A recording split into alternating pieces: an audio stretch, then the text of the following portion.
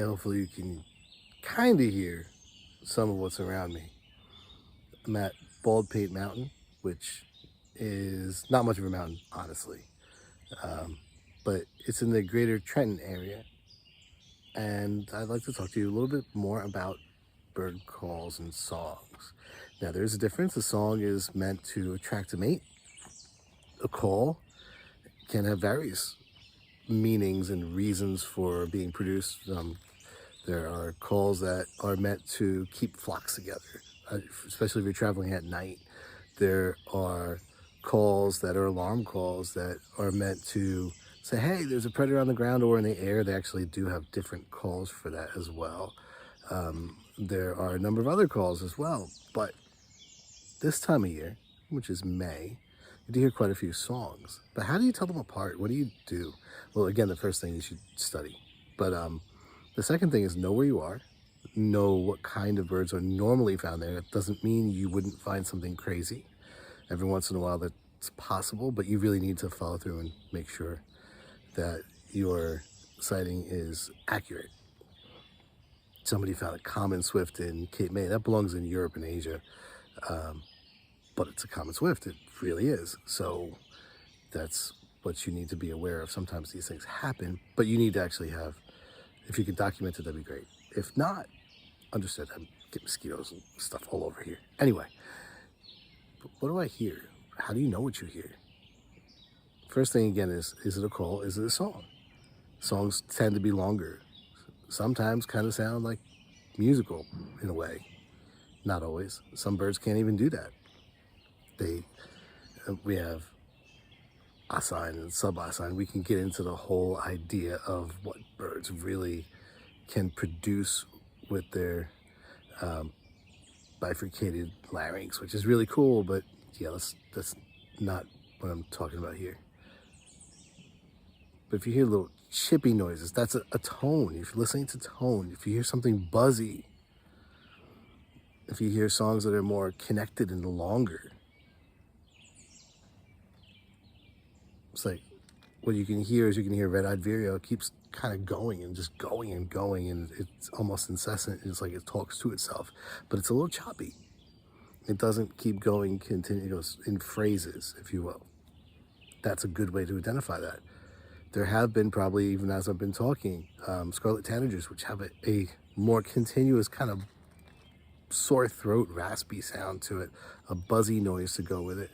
And then there are things like the redstart, which can vary its voice. It can be buzzy, but it also ends in that little chip if you hear it. There's wood thrushes, which have a more musical sound to them. Let's see what I can do. I'm going to stop this for a second and see what we can do to identify things as they're calling instead of me talking.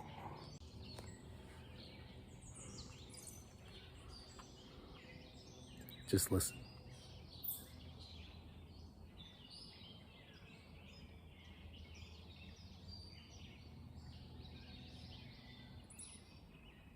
See if you can identify things yourself.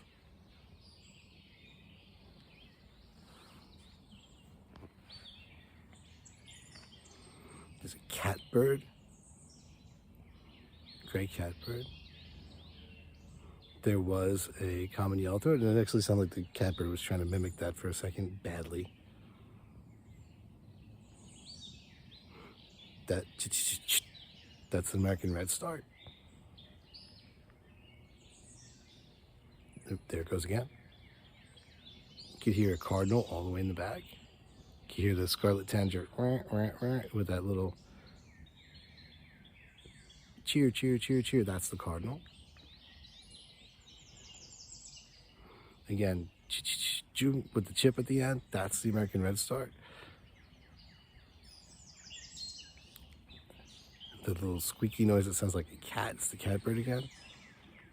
So you can hear a lot of different noises, and the best way to get used to it is just listen, try to identify. So as you hear the mourning dove calling, hear a couple of other things too. And you could group these things together. Like a dove sounds like a dove. And if you put all your doves together, you get a total of like one or maybe two in this area.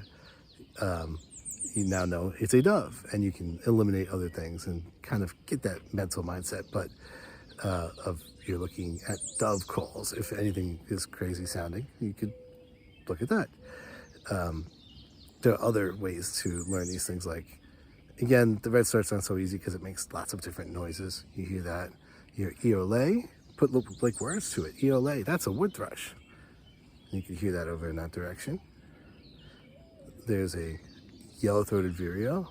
It sounds very burry, and you can put that together with other vireos because the song is similar, but it's supposed to say 3-8. Okay. Sometimes I don't hear them. Sometimes I just remember them from what they sound like and not the memory tricks, the mnemonics, the whatever tricks that you can come up with to learn these things. If it works for you, great. There's also a common yellow-throat that's been calling in this area. Don't hear. There you go. Which is it? Which is it? Which is it? Witchity, witchity, witchity. You know, these things stick in your head and make you laugh a little bit, maybe. And if you can put the ones together that kind of sound like words into a category for yourself, maybe that will help you too. So making categories, trying to figure out what category they belong to, that's one tactic you can use too.